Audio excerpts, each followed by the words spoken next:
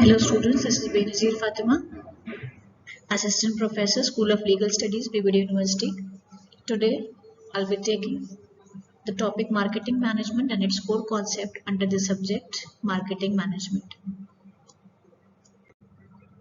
Now first we start with the definition of marketing. Marketing is a social and managerial process by which individuals or group obtain what they need and want through creating, offering, and exchanging products of value with each other. So, in simple words, it can be said that it is a process by which any individual or group of people, basically the buyers and the sellers, they obtain what they want. The sellers create offers and exchange the products in terms of money with the buyers, hence meeting the demand of the people. Now, this process is termed under the concept marketing.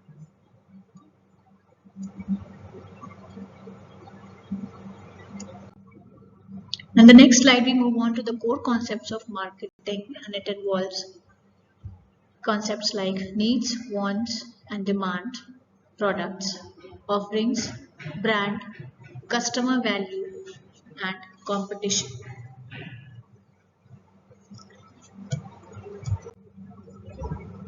Now, just quickly reviewing the definition of these core concepts as to what they are. First, we have needs, that is the human needs. Human needs basically can be any goods or services which is for the basic survival of the human beings. It is a state of felt deprivation of some basic satisfaction. The basic requirements, the basic needs, which is essential for an individual to continue living, which is a question of its survival, which provides a basic satisfaction to the human, that is the human needs.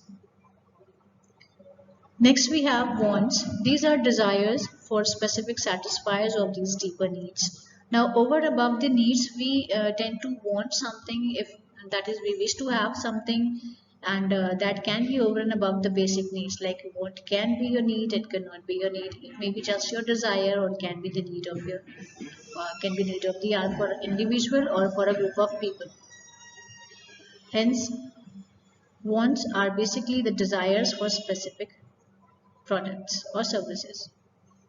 The next is demand, which is definitely the very basic, the very important concept, this particular uh, concept of marketing, that is demand. These are wants for specific products that are backed up by an ability and willingness to pay. Now you can see wants and demand being the same, but what is the difference?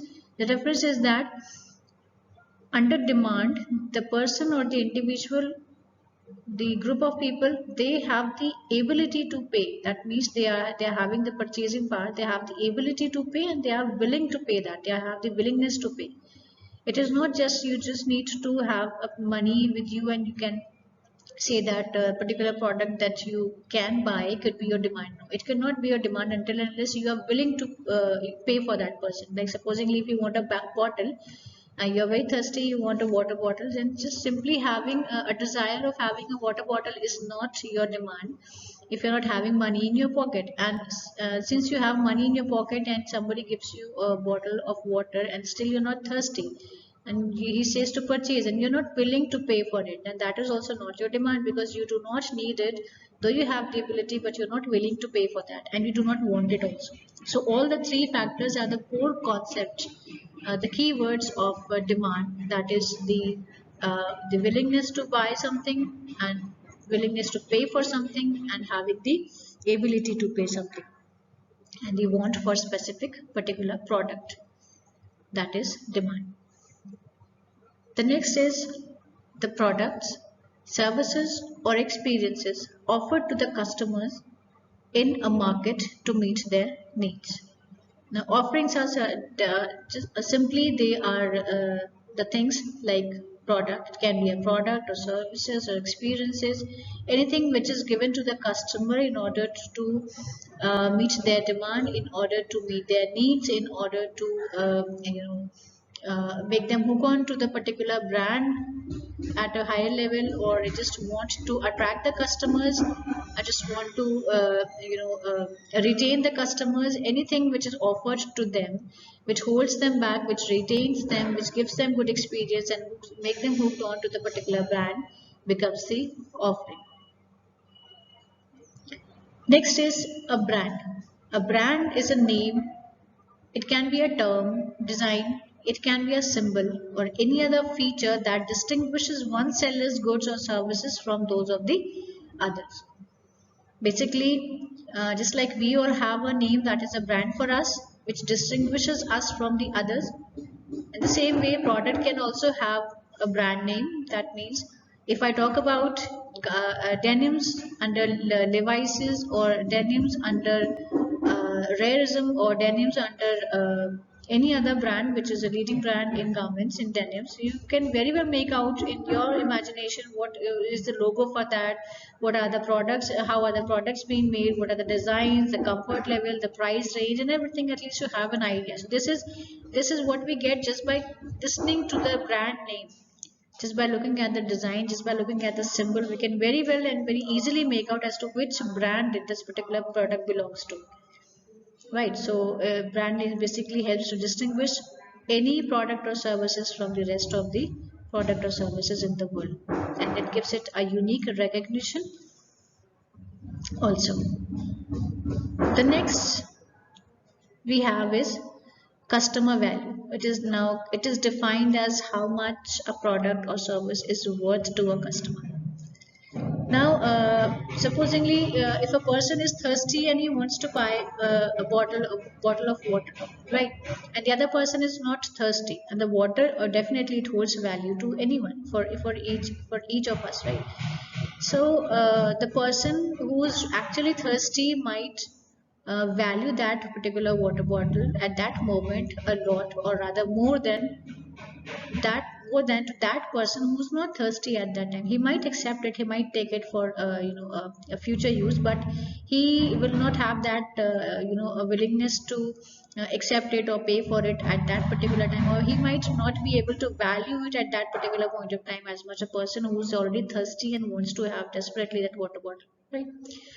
So customer value basically it defines the utility, the productivity of the product or the service to any individual, to the one who's buying. Right. For me, things are of different value. The same things could be of different value to you, and among us only, our favorite things might not be favorite of others. We might like something else, the other might like something else.